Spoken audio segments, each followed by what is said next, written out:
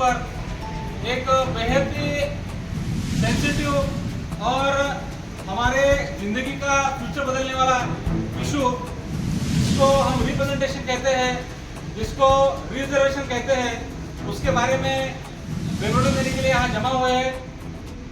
आज जो इशू है, हमको सबको पता है कि कर्नाटक में जो हमारे माइनॉरिटी भाईज है, उनके लिए पिछली सरकार में रिजर्वेशन जो है स्थगित किया। स्थगित करने के बाद एक मुद्दा चला कि हमको इस समय पर काशीराम जी की याद आई। साहेब मान्यवर काशीराम जी हमेशा कहते थे, जिसकी जितनी संख्या भारी उसकी उतनी हिस्सेदारी।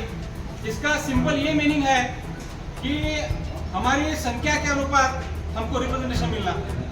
कर्नाटक में हमने देखा है रिजर्वेशन का मुद्दा कोई नया ऐसा नहीं है, या 2020 में 2023 के इलेक्शन तक सीमित नहीं है।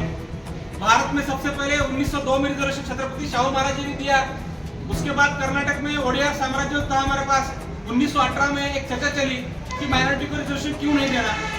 अब मैं सबसे पहले यहाँ क्लियरिफाई करूंगा, जो लोग बोल रहे हैं धर्म के आधार पर आरक्षण हम नहीं दे सकते, धर्म के आधार पर रिप्रेजेंटेशन नहीं दे सकते, उनको मेरा कहना है सुप्रीम कोर्ट के जो बेंचेस है, जजेस है, उनकी जो कमेटी है, वो कमेटी भी आज तक तय नहीं कर पाई कि धर्म के आधार पर आरक्षण देना या नहीं देना।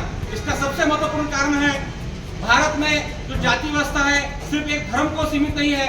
भारत में जो जाति व्यवस्था है क्रिश्चियन धर्म में भी है, मुस्लिम धर्म में भी है, सिख धर्म में भी है। धर्म परिवर्तन हो गया, लेकिन जो जाति व्यवस्था है, उनका सोशल स्टेटस है, इकोनॉमिक स्टेटस है, वो कंटिन्यू है। इसके लिए 1918 में जो मुस्लिम समाज में जो प्रमुख 10 जातियां थी, उनको रिजर्वेशन दे बोल के ये क्या है चर्चा चालू हुई।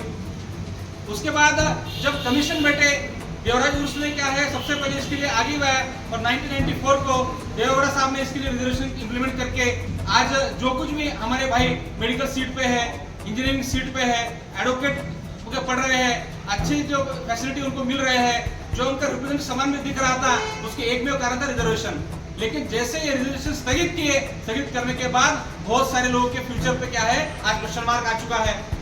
तो सबसे पहले हमारा ये डिमांड है कि माइनॉरिटी समाज जो है, हमारे मुस्लिम भाई जो लोग हैं, उनकी जितनी पॉपुलेशन है, जितनी उनकी संख्या है, उसके हिसाब से कास्ट सेंसस करना, पॉपुलेशन काउंट करना और उनका रिजर्वेशन देना।